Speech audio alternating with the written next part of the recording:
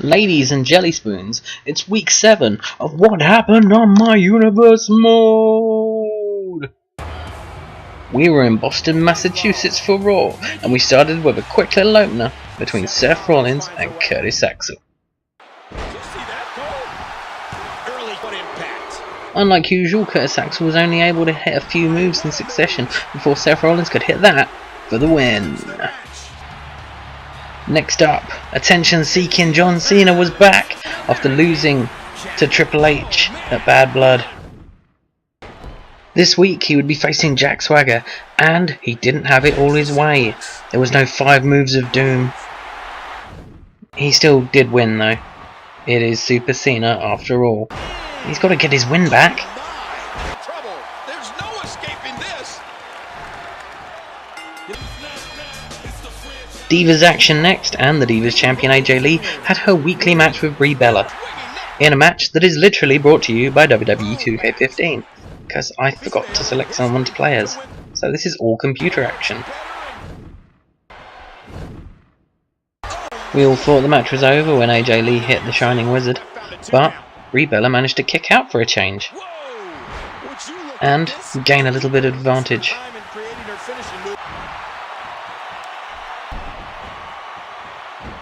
It was beginning to seem like one of those back and forth classics that these girls have been having a lot recently, but AJ Lee managed to hit Seth Rollins' finisher and get the win. I was then given a branching cutscene.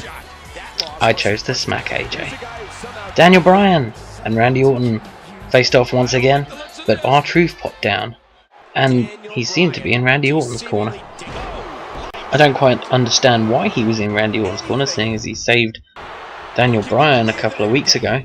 But, yeah, what the hell are you going to do? He didn't really do anything in the match anyway, he just stood there looking menacing. I say menacing. It's R-Truth, he's not exactly a menacing looking fellow. Anyway, Randy Orton finished it with a punt to the head, and finally got to do his pose on Universe mode. Our main event was Kane, who was accompanied by AJ Lee. See, there? Against Brock Lesnar, but Brock Lesnar was not going to let AJ Lee stop him in his angry assault at Kane, sneaking up from behind and then demolishing him. At the end of the show, Brock Lesnar would be the one standing with his arms raised in victory after an F5. Cleveland, Ohio was our hosts for main event, and we began with a tag match between Kevin Nash and Stone Cold Steve Austin, and Raven and CM Punk. And normally this would be match of the week, but we got some fun for you later. Plus, Raven hit an elbow drop so hard that knocked the referee over. They hit the double team. Oh. This match was as open as they come, and you couldn't see what was coming next. But Raven and CM Punk managed to take some advantage, enough for Stone Cold to get the hot tag eventually.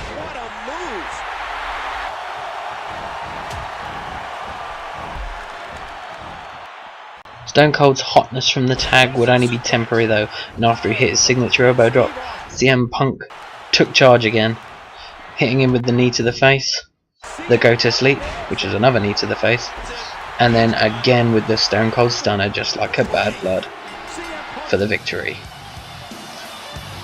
Match number 2, Lex Luger's main event debut as he took on Santino Marella. And there's the elbow out of granite. This match did not last long, and Luger would pose and knock him out with his forearm before pile driving him for the win. That was an incredible match. For the third match, I'm afraid we're not being honest with you with these entrances. Booker T's was normal, but Ric Flair actually snuck up from behind, but I forgot to clip it. So that's how you'll notice by the end, Ric Flair managed to beat Booker T so easily. He did so with a figure 4 leg lock. Post-match, he wasn't satisfied and continued to beat him down. After his hellacious beating at the hands of Batista at Bad Blood, Shawn Michaels was back on his feet to take him on once again, this time in a normal match. And this time Batista wasn't quite as angry. You could tell he wasn't quite as angry because Shawn Michaels was able to get some moves in, like this DDT onto the apron. Just when you thought Batista had the match won with this spear and his own DDT to the apron, Shawn Michaels will hit sweet chin music and take the victory as they continue their feud. After the match, Batista slapped away Shawn Michaels' offer of a handshake. Our main event, was supposed to be Triple H versus Chris Jericho, but Triple H didn't even let Chris Jericho have an entrance.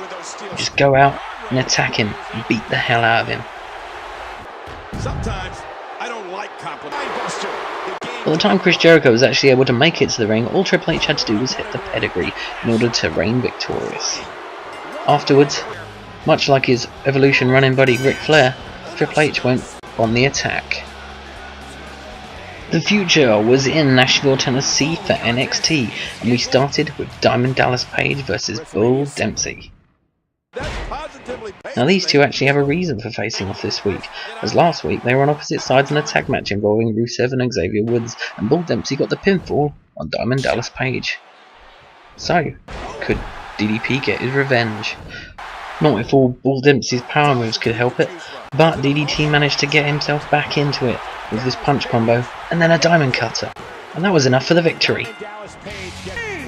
The next match was Titus O'Neil. He was taking on Trevor from Grand Theft Auto. Okay, I'm confused. Well, it turns out Trevor took to wrestling like a fish to water, but he was a little one and Titus O'Neil was like a shark or something, as he beat him with the Clash of the Tires.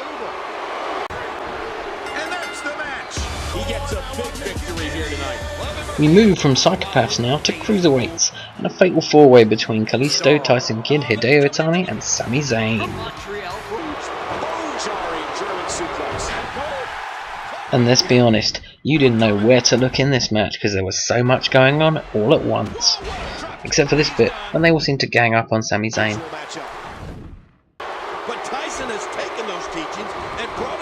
The match looked like it was about to end when Kalisto and Hideo Itami hit their finishes at the same time, but it would be Sami Zayn that took the victory when he made Tyson Kidd tap out to the Koji Clutch. NXT's penultimate match would be between Kick-Ass and the big German Tim Weiser, who was going for 3 wins in a row.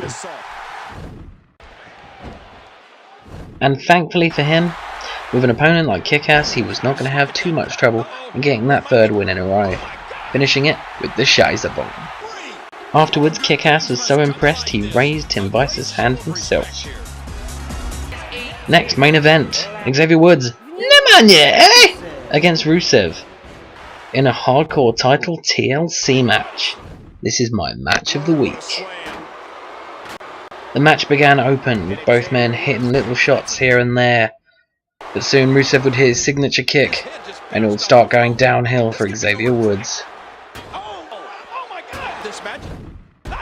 Rusev would take full advantage of the TLC rules, and whenever Xavier Woods seemed like he would get a little bit back into it, he would crush him a little bit more. Things started getting a little interesting as we moved up the ladder, both men either being tossed or falling off it at various points. But the big move came around about now. Oh, boom. This wouldn't stop Rusev, and after putting Woods through one more table, he would slowly climb up and then get the belt lodged into his chest for the win. Post-match, we see the beatdown clip again. As always, we end the week with Smackdown, and it was in Baltimore, Maryland. We began with Jey Uso taking on Justin Gabriel in a singles match. This short, sharp cruiserweight battle had no one looking like they were going to win up until this Samoan drop was hit, allowing Uso to then hit the Samoan splash and take the win. Brother Jimmy was up again next, wanting to bask in some glory himself. Unfortunately, he was against Big E, who's unbeaten so far in this universe mode.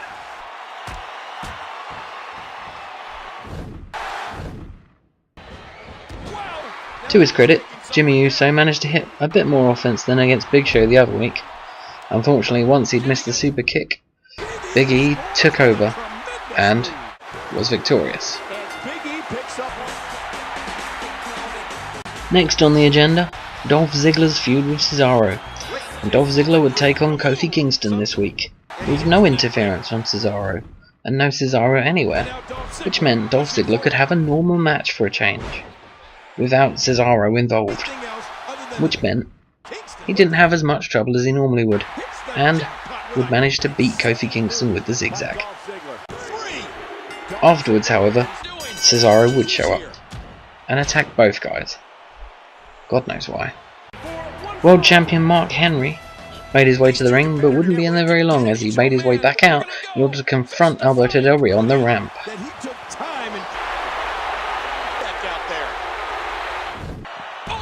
The two would eventually make it back into the ring, but when they did, it was all Alberto Del Rio, and despite Mark Henry's best efforts, like this, he would eventually succumb to the cross arm breaker.